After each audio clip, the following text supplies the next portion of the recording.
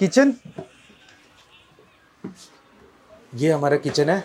Indo Chinese, क्योंकि Chinese food का एक अच्छा कल्चर चल रहा है और पिछले 3-4 सालों में भी शहर में काफ़ी ग्रोइंग हो रहा था और एक्सेप्टेंसी बहुत अच्छी थी। मेरा नाम संजीव सिंह है और इस फूड इंडस्ट्री में पिछले 3 सालों से हूँ।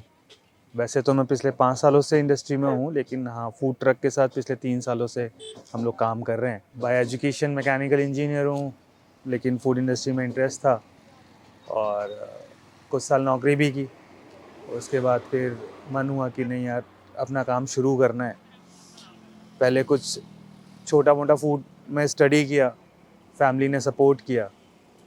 पापा ने बोला ठीक है, अगर करना है तो एक कोशिश करके देखो। बहुत बार ख्याल है कि किस तरह का फूड प्रोडक्ट करें।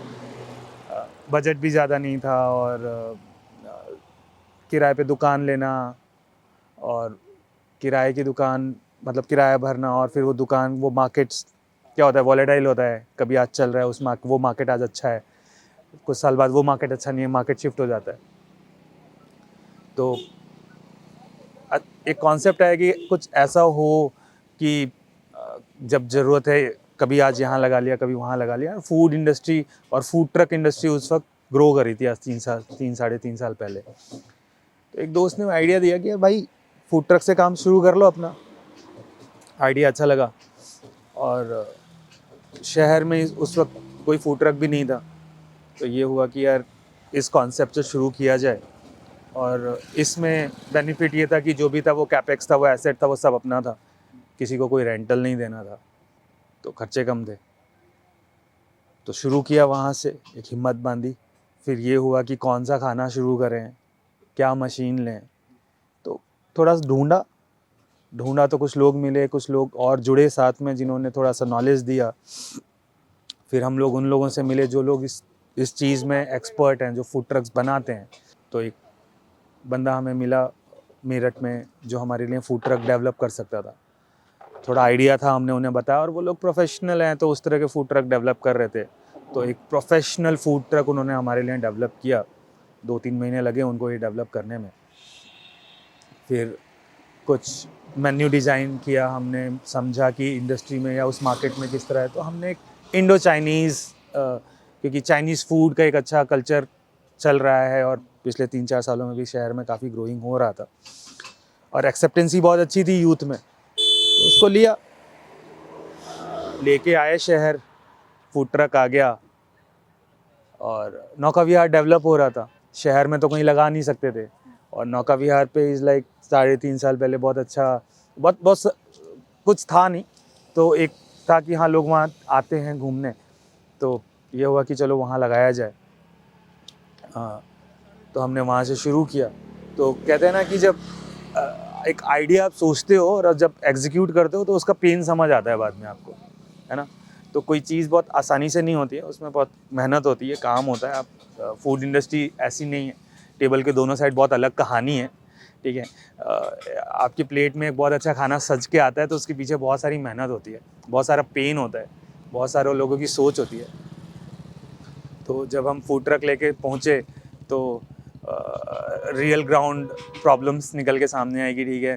वहाँ चार्जिंग स्टेशन नहीं है, हमें कहीं चार्ज करना है, कहीं और फूड ट्रक रखना होगा। फिर रात में जब जा रहे हैं तो सब कुछ साफ़ करके जाना है, हाइजीन को संभालना है और ये बहुत ही लेबर इंटेंसिव जॉब है। कई दिन लगता है कि यार क्यों, मतलब इतना इतना मेहनत, इतना काम। और कई बार लगता है हाँ यार बहुत अच्छा है, बहुत सुकून मिलता है, तो मज़ा आता है खाना खिलाने बनाने में। धीरे धीरे लोगों को समझ आया, यूथ को समझ आया। तो फूड ट्रक हमने बनाया भी ऐसा था कि काफ़ी बड़ा था, काफ़ी बड़ा है, सॉरी काफ़ी बड़ा फूड ट्रक है। तो लोगों को समझ आने लगा, यूथ को समझ आने लगा, वो एक हैंग आउट प्लेस हो गया और वो कनेक्टिविटी ही थी जिसकी वजह से ये ग्रो किया। अगर कोई ये बोले कि कैसे करना चाहिए, क्या करना चाहिए, तो इंडस्ट्री में हमेशा एक स्कोप रहता है कुछ करने का, कुछ कर लेने का। अगर आपको लगता है कि आपको फूड इंडस्ट्री में आना है तो यस, ये बहुत ही मेहनत वाला काम है। आप ये सोच के आएँ, इट्स नॉट जस्ट लाइक कि ठीक है ये ऐसे ही हो जाएगा। मैं किसी और इंडस्ट्री को कुछ नहीं बोल रहा, लेकिन हाँ, ये इंडस्ट्री में काफ़ी मेहनत लगती है। आप सबसे अच्छा खाना नहीं बनाओ, लेकिन सबसे कंसिस्टेंट खाना बनाओ, यही इसका की है। मतलब मैं सबसे अच्छा खाना बना देता हूँ, ऐसा ऐसा कुछ नहीं है। पिछले 3 साल पहले जो खाना बना रहे थे वही आज भी वो टेस्ट हम मेंटेन करते हैं।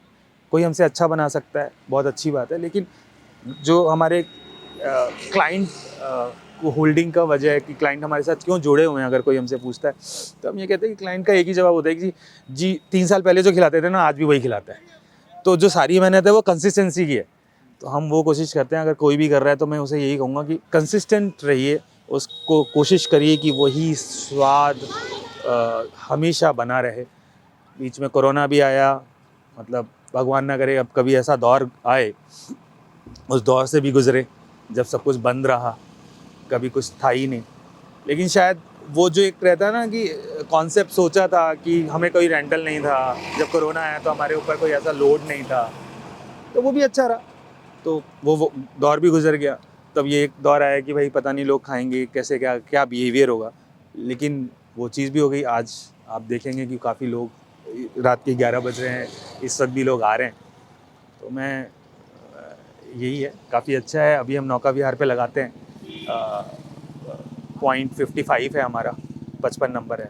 तो अभी तो वहाँ कंस्ट्रक्शन चल रहा है, तो अगले 3-4 दिनों में हम वापस अपनी जगह पे शिफ्ट हो जाएंगे। तो आप कभी भी आइए।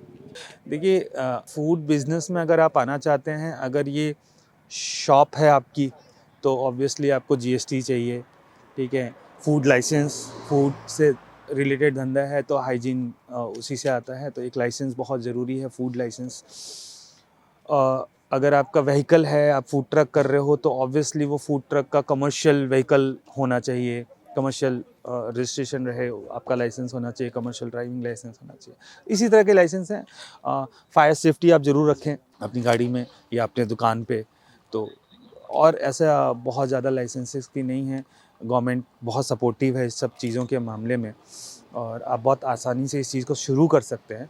शुरू करना बहुत आसान है, कंसिस्टेंट रहना अपने आप में पूरा काम है। कहें तो सफ़र है, सफ़र में उतार चढ़ाव रहे हैं। आइडिया सोचा, घर वालों को मनाना, एक दिन में घर वाले नहीं माने। पिताजी को एक दिन में मनाना कि भाई दुकान नहीं बोल रहा हूँ, मैं फूड ट्रक बोल रहा हूँ और फूड ट्रक को ले जाके रोड पे लगाऊंगा, वहाँ पे रोड पे खड़ा होकर खाना बेचूंगा। तो ऑब्वियसली फैमिली को मनाना ही सबसे बड़ा एक चैलेंज था, लेकिन थैंक्स टू माय फैमिली, उनके सपोर्ट है, उनका सपोर्ट रहा तो आज मैं ये कर रहा हूँ और मैं खड़ा हूँ और मैं आज आप लोगों से ही बात कर रहा हूँ। स्ट्रगल ऐसा कुछ नहीं है, अगर उसे स्ट्रगल नाम नहीं दूंगा वो गलत होगा उसके लिए, क्योंकि वो ज़रूरी है कहीं तक पहुँचने के लिए। अप डाउन्स नहीं होंगे तो फिर वो मज़ा नहीं रहेगा ना मंजिल पे जाने का। Welcome to Addebazi kitchen. ये हमारा किचन है, एग्जॉस्ट हैं, बर्नर्स हैं, ये प्रेप एरिया है जहाँ पे हम खाना प्रेप करते हैं, चॉपिंग एंड ऑल। ये थोड़ा सा स्टोरेज एरिया है, यहाँ स्टोरेज है। ये एक वाटर टैंक है अंदर, और ये हमारा सिंक है, डीप फ्रीज़र है। बाकी यही एक सेटअप है जहाँ पे हम करते हैं। तो हमारा बेस किचन होता है, हम वहाँ सारी तैयारी करते हैं जी, और उसके बाद वहाँ से तैयारी करके हम यहाँ लेकर आते हैं और प्रेप करते हैं यहाँ पे फाइनल टच, और क्लाइंट को देते हैं। जॉब कर रहे थे, जॉब के बाद साथ ये लगा कि कुछ काम धंधा करना है, और 3-3.5 साल पहले फूड इंडस्ट्री भी ग्रो कर रही थी, अच्छी ग्रो कर रही है। तो ये हुआ कि कुछ खाने का धंधा किया जाए। हर किसी को रेस्टोरेंट खोलना होता है, उतना बजट था नहीं, ठीक है, तो उतना बजट था नहीं। मैं ऐसे ट्रैवल मुझे पसंद है, तो बस वहाँ से वो क्लिक हुआ, वहाँ से एक आइडिया आया कि चलो ठीक है ऐसा कुछ कर लेते हैं, और वहाँ से फिर फूड ट्रक इंडस्ट्री में आए। इट ऑल डिपेंड्स कि आपकी प्राइसिंग, आप क्वालिटी क्या कर रहे हो, किस तरह का प्रोडक्ट आप बना रहे हो। लेकिन अगर आपको मोटे तौर पे बोलूँ तो एक 25 to 30% ग्रॉस मार्जिन रहता है, सारे खर्चे निकालने के बाद, सब कुछ करने के बाद। तो हर दिन एक जैसा भी नहीं होता, कई बार अब जैसे कंस्ट्रक्शन का काम चल रहा है तो कई बार 10-10 दिन बंद भी रहता है काम। तो ठीक है, आप अगर मोटे तौर पे पूछेंगे ऑन एन एवरेज बेसिस तो 30% एक ग्रॉस मार्जिन आपको मिल जाता है। मैंने आपको पहले भी बताया था कि हम लोग more over Indo Chinese product पे काम करते हैं। लाइक आपको हमारे यहाँ मोमोज़ मिलेंगे, वेज नॉन वेज, हम दोनों टाइप के प्रोडक्ट रखते हैं, वेज नॉन वेज दोनों रखते हैं। लेकिन हाँ, उसका ख्याल रखते हैं कि वेज अलग है, नॉन वेज अलग है। और क्लाइंट से हम कुछ ऐसा नहीं करते, क्योंकि हम लाइव किचन पे चल रहे हैं, तो क्लाइंट सामने देखता है कि खाना कैसे बन रहा है, कितना हाइजीनिक है। तो ये दो धारी तलवार जैसा होता है कि कोई भी गलती हुई और धार हम पे ही चलने वाली है ना। और अच्छा बनाएंगे तो फिर क्लाइंट कंसिस्टेंट रहेगा।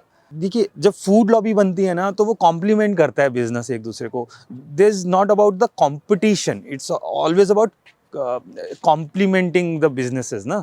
तो अगर 10 फूड एक साथ खड़े होंगे, जैसे हम यहाँ पे लगभग 100 फूड जॉइंट्स खड़े होते हैं, है ना। तो फूड ट्रक्स हैं, कुछ ठेले हैं, लेकिन हर कोई, अब आप लोग दोस्तों के साथ जब ग्रुप में जाते हो पार्टी कर रहे हैं या कुछ भी कर रहे हैं, तो you love to go the places जहाँ पे ना मल्टीपल काइंड ऑफ फूड आपको मिले। किसी को आज तीखा खाने का मन है तो शायद मैं कोई फूड बहुत तीखा, वैसा चटपटा तीखा बनाता हूँ, तो एक आपका कोई दोस्त बोलेगा यार मैं तो यहाँ से खा लूँगा, मैं यहाँ से खा लूँगा। तो we are complementing each other, तो कंपटीशन वाली चीज़ नहीं आती है। तो और क्लाइंट, यही एक की और टेक्निक होती है जिसकी वजह से क्लाइंट जुड़ा रहता है। ये बहुत अच्छी चीज़ है, इसके अंदर कोई कंपटीशन और वो भावना है ही नहीं। हाँ, मैंने बताया आपको कि हम नौका विहार पे पुलिस चौकी वाला जो पोर्शन है, जो नौका विहार वाला पोर्शन है, हम वहाँ लगाते हैं और हमारा काउंटर नंबर 55 है। और आप जब भी आएँ प्लीज़ मोस्ट वेलकम टू अड्डेबाजी, और आप आएँ, हम आपको बेहतरीन खाना खिलाएंगे।